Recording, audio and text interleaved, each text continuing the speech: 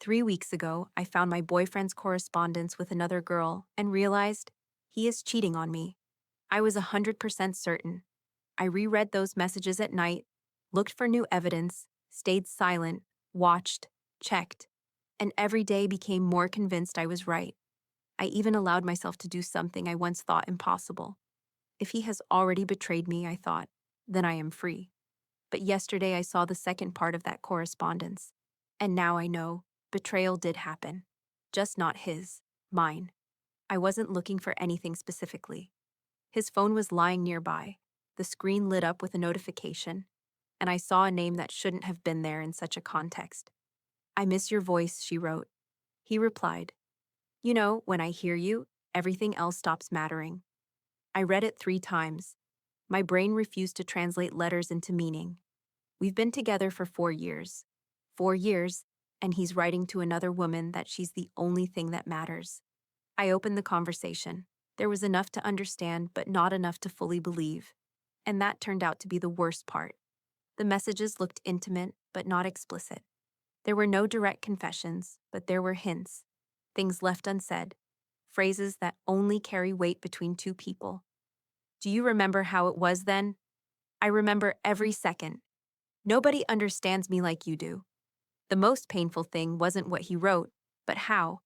I recognized that tone, soft, attentive, with a light playfulness. It was our intonation, what I considered our patent. I scrolled back a month. They talked every day. Morning, how did you sleep? Nighttime, can't sleep, thinking of you. He complained to her about work. She shared her fears. He supported her. She inspired him. It looked like a relationship. Parallel ones. The kind that are built while you sleep beside them, thinking everything is fine. I closed the phone and put it back. My hands were shaking. It was plus 24 degrees Celsius in the room, but I was cold, as if someone had opened a window in February.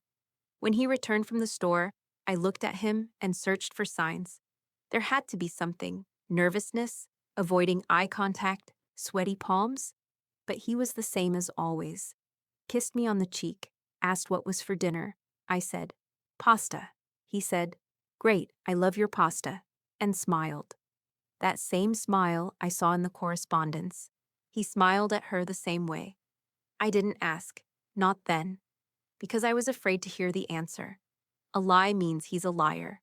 The truth means it's all over.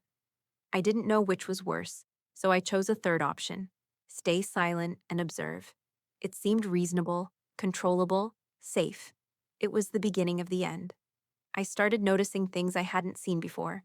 How he reacts to notifications, quickly grabbing his phone if I'm nearby, but calmly reading when he thinks I'm not looking. How he places the screen face down on the table. How he goes to another room for work, but his voice is quiet, almost tender. How he started shaving more often. How a new cologne appeared, a gift from a colleague, he said. I nodded and smiled. Inside, everything tightened into a knot. I asked questions, carefully, as if by accident. How was the evening with friends? Good, we played board games. Who was there? He named 5 names. No women's names. I checked through location history, which we turned on 3 years ago for safety. He was in a different place, not where people play board games. I took a screenshot. I don't know why. For the case I was building against him with myself. He noticed I had changed, said I had become cold, distant. "You're looking for problems where there aren't any," he said. It sounded like an accusation, or like gaslighting. I no longer knew where the line was between his lies and my paranoia. And then came the moment that turned everything upside down. He went to shower. The phone stayed on the table, screen up, no password. I sat across from it and stared. The water ran. A minute passed. 2. I didn't move. Then suddenly, a rustle. The door opened. He came out. Wet, barefoot, soap still running down his shoulder. He walked past me, grabbed the phone, unlocked it, looked at the screen, and only then looked at me. "Just checking the time," he said. Smiled. Went back to the shower. I sat and felt something breaking inside me. That wasn't just. That was the reaction of a person afraid I would see something I shouldn't. That was confirmation, the last one I needed. That evening, I allowed myself to do something after which there was no going back. I met someone who happened to be nearby. He was a colleague, then a friend. Then, I wasn't looking for this, but when he said I looked tired and suggested a walk, I agreed. When he took my hand, I didn't pull away. When he kissed me at the entrance, I kissed back and thought, now we're even. Now I can leave without feeling like a victim. That was a lie. I knew it immediately, but I needed it like air. 2 weeks passed. I lived in two realities. One where he is a traitor and I have the right to this. Another where I am the traitor and I can't admit it. I kept checking his phone when he slept, looking for new messages, but there weren't any. The correspondence with that girl stopped at the same place, as if they had moved to another channel, or as if I wasn't understanding something. I decided I needed proof, real, tangible, not guesses. I started following him, checked his schedule, compared it with what he told me. And then one day he said he would be working late. I checked. His car was parked near a cafe in the city center. I drove there, sat in my car across the street, and waited. He came out half an hour later, not alone, with her, that same girl from the correspondence. They were laughing. She put her hand on his shoulder. He didn't pull away. They got into his car. I followed them. My heart pounded so hard I could barely breathe. They arrived at a shopping mall, went inside. I walked behind them at a distance, hiding behind columns, groups of people. They went into a jewelry store. I crept closer, heard the phrase, "We need something special. It's a surprise." I ran away, to the mall bathroom, locked myself in a stall, and sobbed. That was the final proof. He was buying her jewelry, planning a surprise. All that remained was to decide how I would leave, with a scene or quietly. That same evening, I came home before him, decided to pack my things, but in the closet, in his secret drawer, the one where he kept documents, I found an envelope, no label. I opened it. There were concert tickets inside, my favorite artist who comes once every 5 years. 2 tickets, VIP section, date, in 2 weeks, and a note in his handwriting. Hope she says yes. If not, at least we'll have this evening. I froze. This didn't fit the picture. Why was he buying us tickets if he was planning to leave her? Why hope she says yes? It sounded like a proposal. But no, I saw him with her, at the jewelry store. I saw. I put the envelope back. Forgot about packing. Now I needed to understand what was really happening. The next day he came home with flowers. My favorites, peonies. Just because, he said. I looked at him and thought, you're either the best actor in the world, or I'm going crazy. We ate dinner in silence. He tried to talk about work, about the weather, about weekend plans. I nodded but didn't listen. One thought spun in my head. Ask. Just ask. But I was afraid. Then he said, I've noticed you've been different lately. If something's wrong, you can tell me. I'm here. I looked at him. There was no guilt in his eyes. Only concern. And something else. Tiredness? Fear? I couldn't tell. I opened my mouth to say everything, about the correspondence, about what I saw, about what I did. But instead I said, just tired, work. He nodded. Believed me or pretended. I still don't know. Yesterday I found his old tablet, which he hadn't used in years. I turned it on, and there all messages were synchronized, including those that didn't appear on the phone. The conversation history with her was longer, 3 months longer. I opened the first message. The date, 5 months before what I saw. Hi, Anton gave me your number. I'm his sister. He said you help with choosing gifts. I scrolled forward, pages and pages. She asked what I liked. He described. She suggested options. He chose. And if it's a ring, what size? Don't know. I'll check her jewelry box now. And how to propose so it's romantic. She loves sunrises, maybe on a rooftop. I read and couldn't breathe. This wasn't a lover. This was his sister, helping him choose an engagement ring, organize a proposal. That evening, when he was playing board games, he was choosing a ring. That new cologne, she advised it, to make it special. That moment in the shower, he was afraid I'd see photos of the ring in the gallery. I miss your voice. She lived abroad. They rarely saw each other. Everything else stops mattering. He was talking about how she helps him make me happy. I remember every second. They were remembering childhood when their parents divorced, and he supported her. And that evening at the jewelry store, I scrolled further, found her message, found the perfect ring. Come tomorrow, I'll show you. It's definitely her style. He replied, thanks for helping. I can't imagine how I'd manage without you. I sat on the floor with the tablet and realized I had built an entire universe on one piece of truth torn out of context and destroyed everything that was real. And then I remembered what I had done. That kiss at the entrance, that evening, that person who now writes to me and I don't respond because I don't know what to say. But it wasn't just about the kiss. I remembered how the day after that kiss, I came to work and told my colleague, my best friend, everything about how he was cheating on me. She supported me, said I was right, that I needed to leave, that I shouldn't waste time on a liar. I believed her. We drank wine. I cried. She hugged me, and then she said, you know, my ex lied the same way. I got back at him then. The best medicine is when they find out you can be happy without them too. I don't know what came over me, maybe the wine, maybe anger, maybe the desire to be strong. But I let her photograph me with that colleague, in an embrace, laughing. Then she posted it to her stories, with the caption, when you're finally free from toxic relationships. I didn't delete it. I didn't even check if he saw it. I just sank into that feeling, into the sensation that I too could be desired, that I wasn't a victim, that I was in control. Now, looking at the correspondence with his sister, I realized he could have seen it. Everyone could have seen it. And he stayed silent. All these days he stayed silent and continued planning the proposal, continued believing in me. While I opened my phone, scrolled through the correspondence with that colleague. He wrote to me every day. How are you? I miss you. When will I see you? I replied briefly. Not because I didn't want to, because I couldn't reconcile these two worlds. But I didn't stop it. I didn't tell him I was wrong, that he was just a way to take revenge on a ghost. This morning he came to me, looked at me strangely. I thought, he knows. He saw everything. He's preparing a scene of exposure.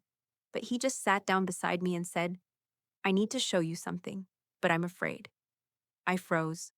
Afraid of what? That you'll say no, or that you'll say yes, but not mean it. He took out a box, small, velvet. I recognized it, had seen it in that correspondence with his sister. He opened it.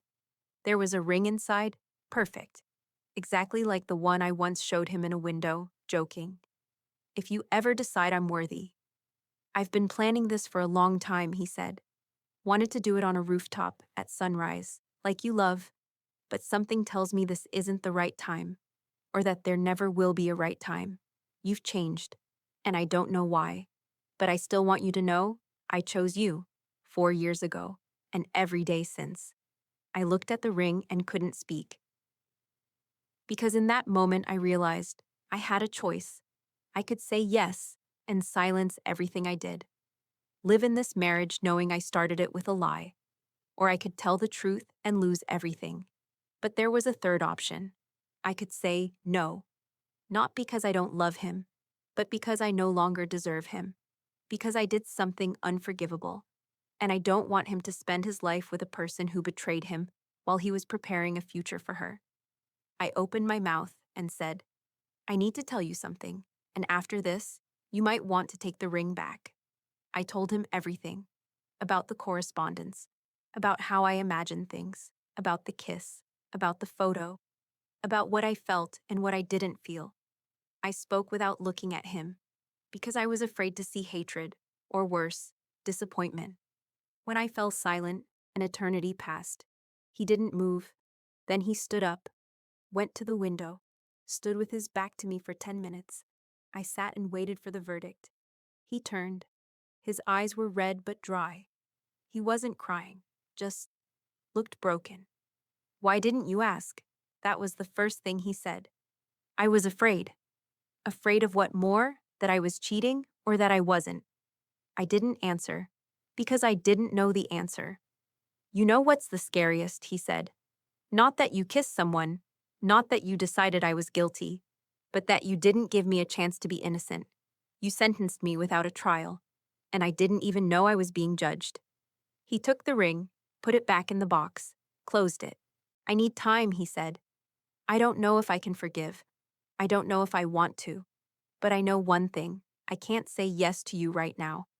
And I can't say no, because I don't know who you are, and I don't know who I am, in your eyes, a person who is loved or a person who is feared. He left the ring on the table. I've been sitting beside it for 3 hours now, writing this, because I don't know who else to tell. If you've read this far, tell me, is there a way out when you yourself have become the monster you feared? When your defense turned out to be an attack? When the truth was nearby, but you chose the convenient lie? I'm not looking for forgiveness. I'm looking for an answer. How to live on, knowing everything could have been different.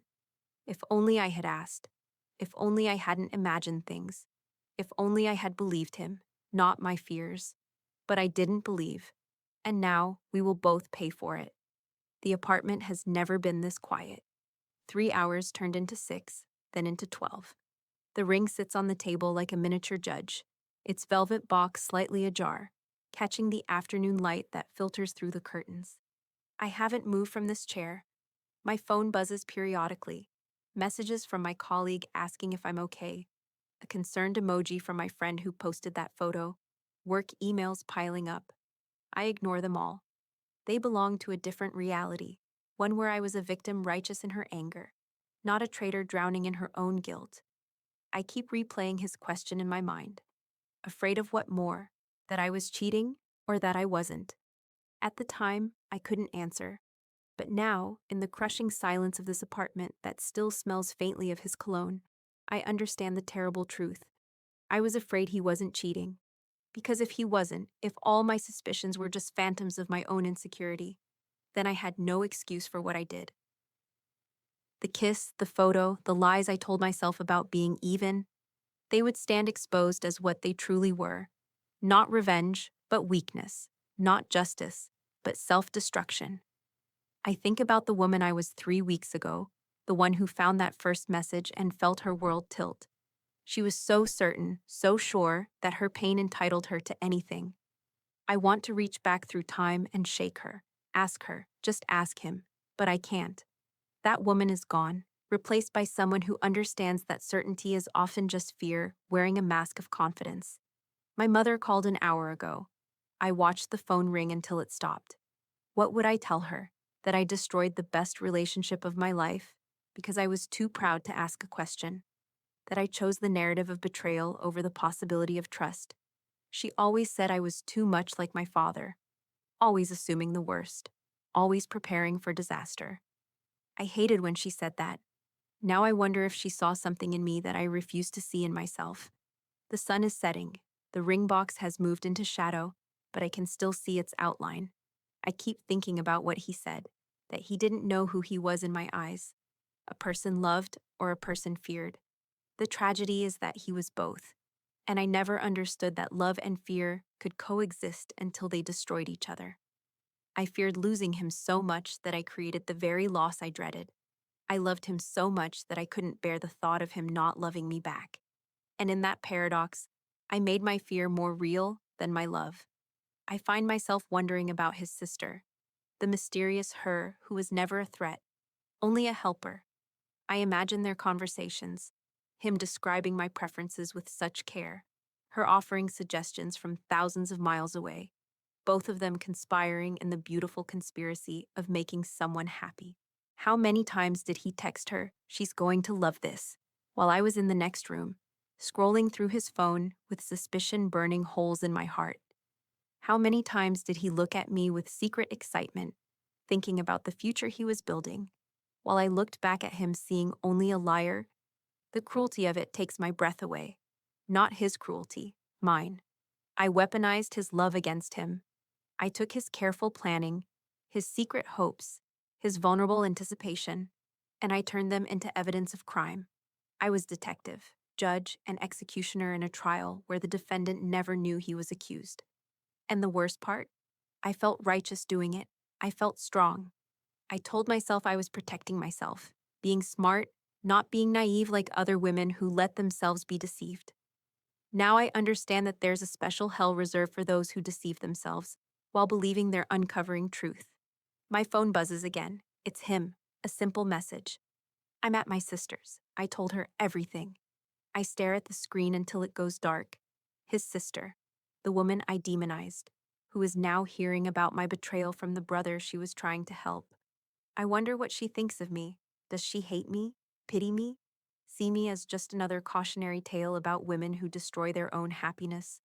Or does she understand? Has she ever been so afraid of loss that she created it herself? I type a response, delete it, type again. What can I say?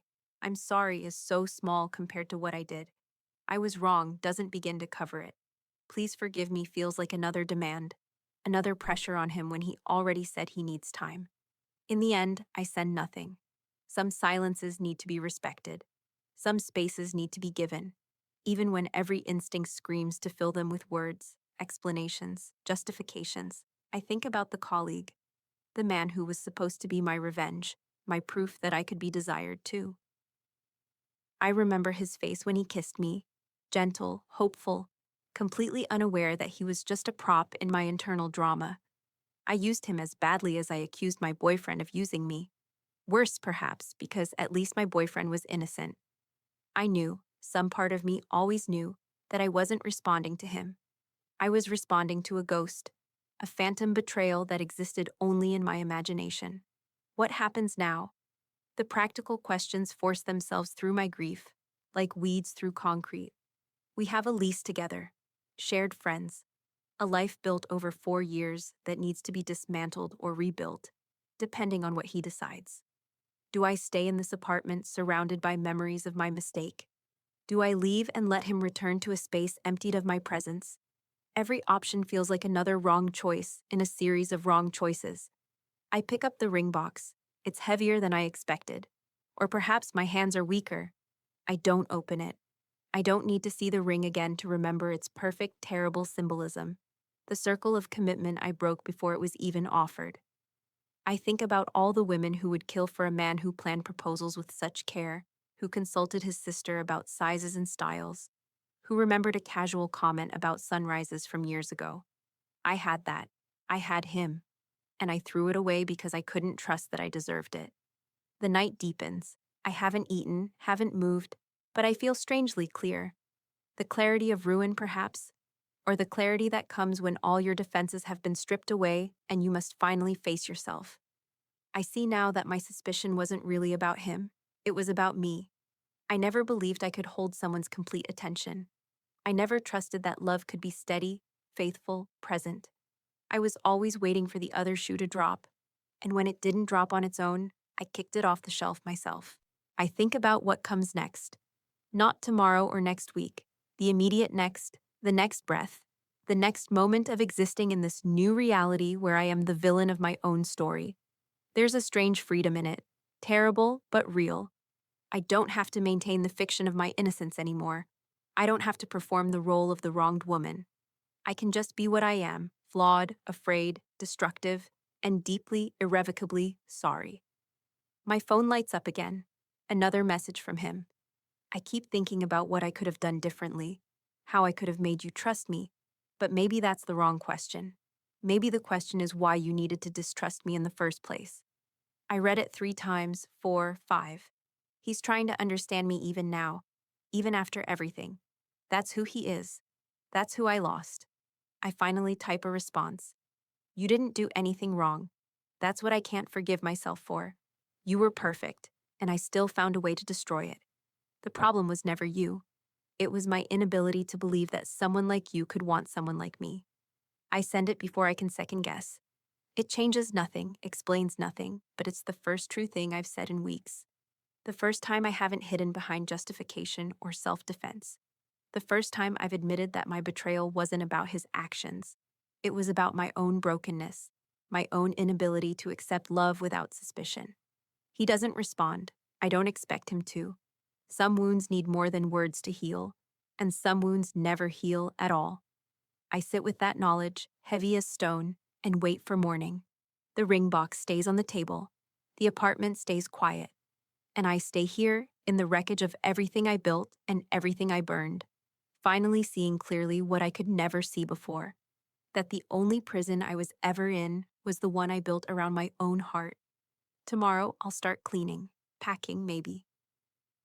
Or maybe just sitting in the sunlight that will eventually come through these windows, learning to exist in a world where I am not the hero of my story, where my pain didn't excuse my choices, where love was offered and I was too afraid to receive it. Tomorrow, I'll try to become someone who asks before assuming, who trusts before suspecting, who believes she deserves the good things that come to her. But tonight, I just sit with the truth. All of it. The ugly, the painful, the irreversible. I sit with it because it's mine, because I earned it, because running from it is what got me here in the first place. And in the sitting, in the awful stillness of accepting what I've done, I feel something strange beginning. Not forgiveness, not peace, but the first distant possibility that someday, somehow, I might learn to be different. The ring catches the moonlight now, a small bright point in the darkness. I don't touch it. I don't need to. It's already become something else. Not a promise, not a punishment, but a marker. The place where I finally saw myself clearly. The moment when I understood that the only betrayal that ever mattered was the one I committed against my own capacity for trust. I write one more line in my notes, adding to everything that came before. If he ever reads this, I want him to know. I don't expect you to come back. I don't expect you to forgive me. But I need you to know that what you offered me was real and precious. And I see that now.